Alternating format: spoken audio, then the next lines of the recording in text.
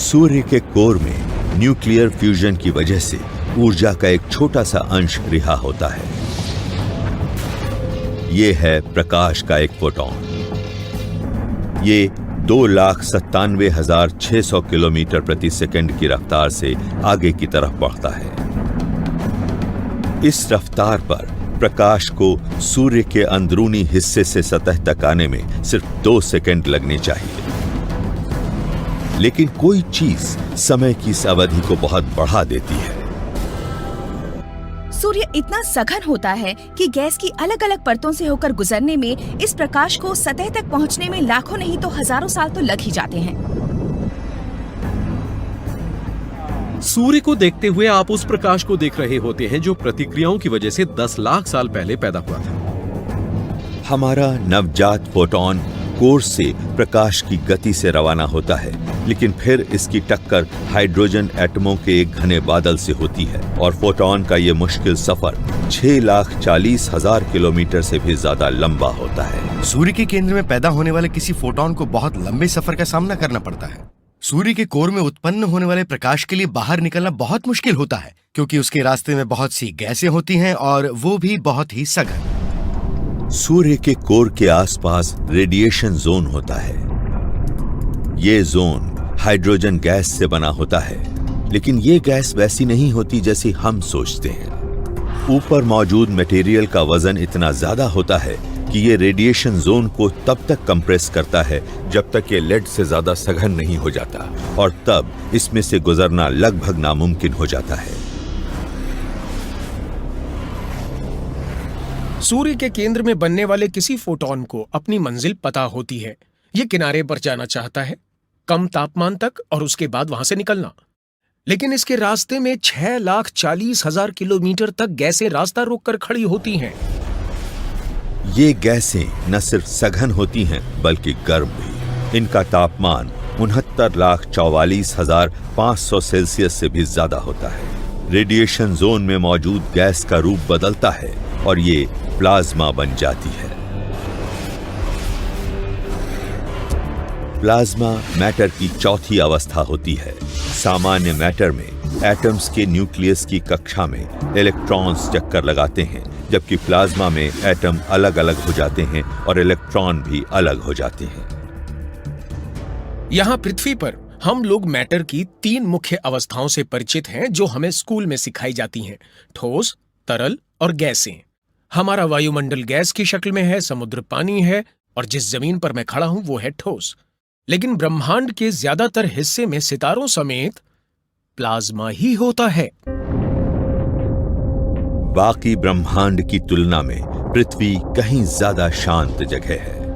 ज्यादातर ये इतनी गर्म या उथल पुथल वाली नहीं होती कि प्लाज्मा बन सके। पृथ्वी पर प्लाज्मा की ताकत को देखने के लिए सबसे अच्छी जगह होती है आसमानी बिजली का अंदरूनी हिस्सा। आसमान में कड़कती बिजली के अंदर का तापमान करीब 29,430 डिग्री सेल्सियस हो सकता है। इतने तापमान से कुछ पल के लिए कुछ एटम फट सकते हैं।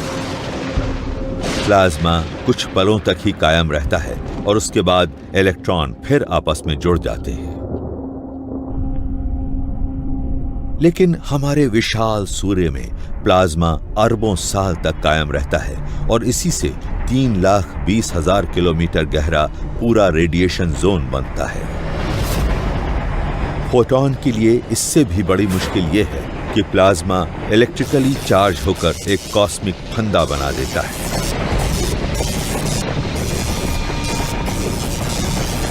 प्लाज्मा रेडिएशन को पार नहीं जाने देता, क्योंकि प्रकाश इलेक्ट्रिकली चार्ज्ड चीजों के प्रति न्यूट्रल चीजों के मुकाबले ज्यादा जोरदार ढंग से प्रतिक्रिया देता है।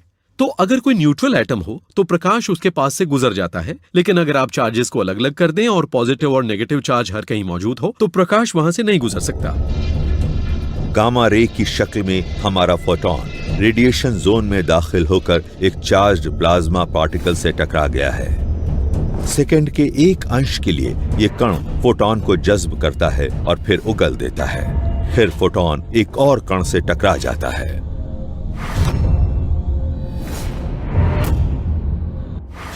जब भी ये थोड़ी सी दूरी तय करता है, इसकी टक्कर एक एटम से होती है। ये जज्ब होता है और फिर से किसी भी दिशा में चल पड़ता है। तो सिर्फ बाहर की तरफ उछलने के बजाय ये असंख्य बार इधर उधर उछलता रहता है और फिर सितारे के छोर तक पहुंच जाता है।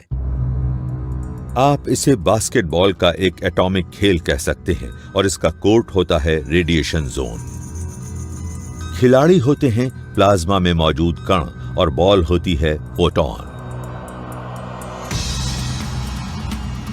तो ये बास्केटबॉल एक खिलाड़ी से दूसरे खिलाड़ी तक पहुंचती रहती है बिना किसी खास क्रम के। ये इस कोर्ट में कोई खास दूरी तय नहीं करती, लेकिन ये समय के साथ धीरे धीरे रास्ता तय करती है और कोर वाले ज्यादा गर्म हिस्सों से ठंडे तापमान की तरफ बढ़ती जाती है और वहीं ये पहुंचना चाहती है। आपको ये प्रक्रिया दिशाहीन लगेगी, लेकिन समय के साथ साथ ये बॉल एक खास दिशा की तरफ बढ़ती जाती है। फोटॉन इस कोर्ट में सीधा ऊपर की तरफ जाना चाहता है, जो सबसे छोटा रास्ता है, लेकिन ये रेडिएशन जोन में इधर से उधर उछलता रहता है, जिससे इसकी रफ्तार बहुत घट जाती है। इस धक्का मुक्की से फोटॉन का रूप बदल जाता है। जब प्रकाश के एक छोटे से अंश एक फोटॉन की रचना सितारे के बीच में होती है, तो ये होती है गामा रे, प्रकाश का एक जबरदस्त ऊर्जा वाला हिस्सा। और ये ज्यादा दूर तक नहीं जा सकती है, क्योंकि जैसे ही ऐसा करती है, ये दूसरे एटम से टकराती है और जज्ब हो जाती है। और हर बार इस दौरान इसकी थोड़ी सी ऊर्जा घटती जाती है। कई हजार, यहां तक कि कई लाख साल तक भी फोटॉन सघन रेडिएशन जोन में इधर से उधर उछलता रहता है। हर टक्कर से उसकी ऊर्जा थोड़ी घटती है, जिससे एक जानलेवा गामा रे के फोटॉन का रूप कम ताकत वाली एक्सरे जैसा हो जाता है। कोर में अपने निर्माण के करीब 10 लाख साल के बाद फोटॉन अब रेडिएशन जोन से बाहर निकल गया है, लेकिन बच निकलने की इसकी कोशिश अभी पूरी नहीं हुई है। अब इसे सूर्य के एक डरावने भीतरी रोलर कोस्टर पर सवारी करनी है। ये जगह इतनी उथल पुथल भरी है कि इसके कारण सूर्य गरजता रहता है।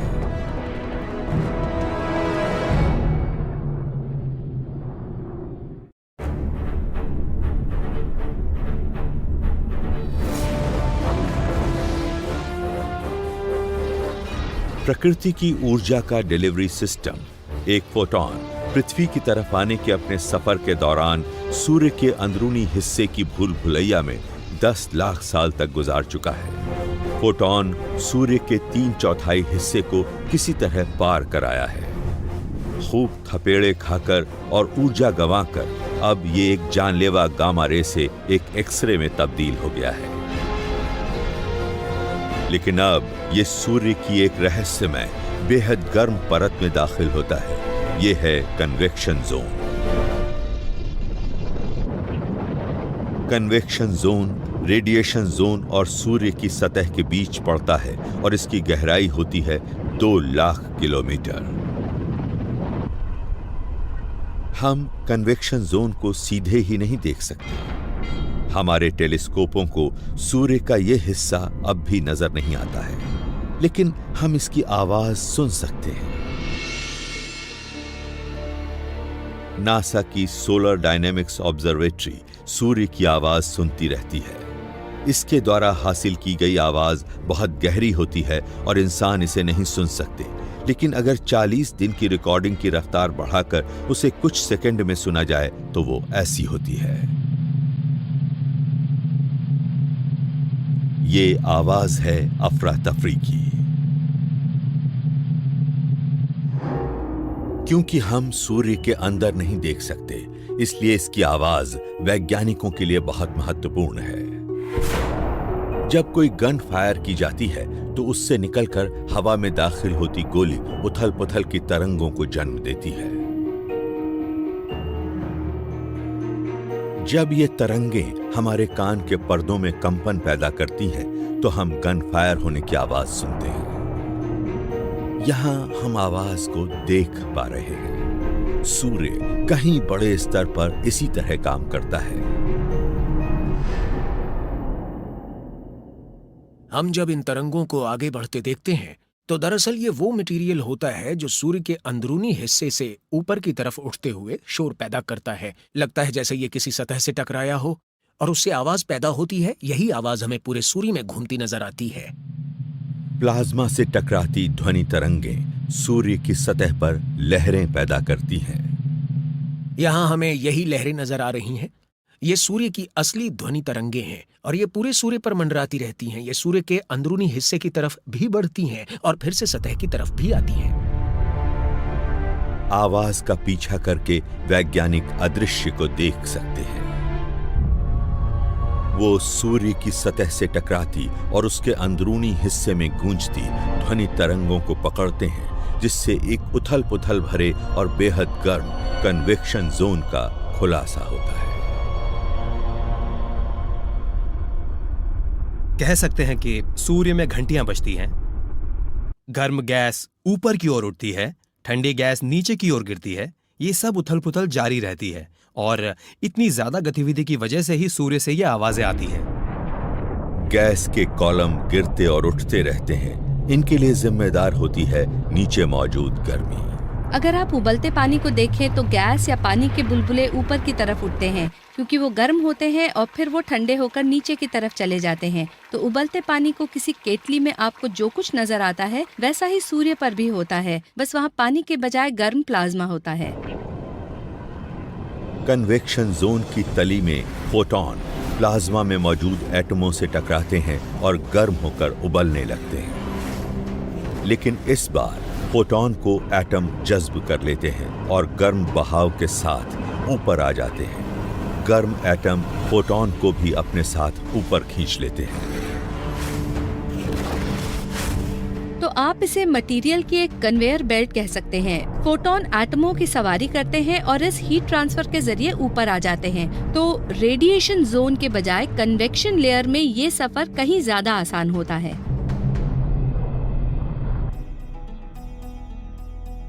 कहा जा सकता है कि अब हमारा फोटॉन एक खिलाड़ी के हाथों में रहकर अपने सफर को तेज बना लेता है। कन्वेक्शन लेयर में रास्ता सीधा होता है। एक खिलाड़ी एक सीधे रास्ते पर कहीं ज्यादा समय तक बास्केटबॉल रूपी इस फोटॉन को थामे रख सकता है। एक से दूसरे खिलाड़ी के हाथ में न जाने से एटम इस गेंद को कहीं तेजी से आगे ले जाता है। फोटॉन को कन्वेक्शन जोन से होकर गुजरने वाले अपने इस सफर में सिर्फ एक हफ्ता लगता है, लेकिन इस अवधि में ही ये फोटॉन को बदल देता है। कन्वेक्शन जोन के निचले हिस्से का तापमान करीब 2 लाख डिग्री सेल्सियस होता है और ऊपर वाले का सिर्फ करीब 5500। तो ऊपर उठता हुआ फोटॉन ठंडा होकर अपनी ऊर्जा गंवाता है और ताकतवर एक्सरे से नजर आने वाले प्रकाश में बदल जाता है। तो इसकी शुरुआत कन्वेक्शन जोन की तली में हाई एनर्जी एक्सरे के तौर पर होती है। ये ऊपर जाता है और थोड़ी ऊर्जा गंवाता है। उस जगह को छोड़ने के वक्त ये एक ऐसी रोशनी बन जाता है जिसे हम देख सकते हैं। कन्वेक्शन जोन के ऊपरी हिस्से में एटम फोटॉन को रिलीज करता है, जो नजर आने वाली रोशनी के रूप में ऊपर को उठती है। इससे एटम ठंडे होते हैं और नीचे गिरते समय और फोटॉन को जज्ब करके गर्म होते हैं और फिर ऊपर उठते हैं। अब फोटॉन सूर्य की सतह से नीचे होते हैं, लेकिन मथता हुआ कन्वेक्शन जोन एक और ताकत पैदा करता है। ये ताकत बड़े बड़े तूफानों को बल देती है, धमाके करती है और प्रकाश को बच निकलने से रोकने की कोशिश करती है।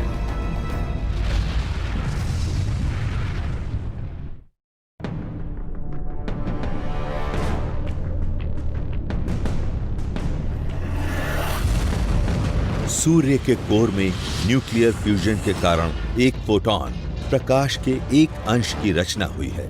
ये जूझता हुआ रेडिएशन जोन से आगे निकल गया है। ये गर्म प्लाज्मा के कॉलम के जरिए कन्वेक्शन जोन से होता हुआ ऊपर की तरफ आ गया है और अब यहां से बच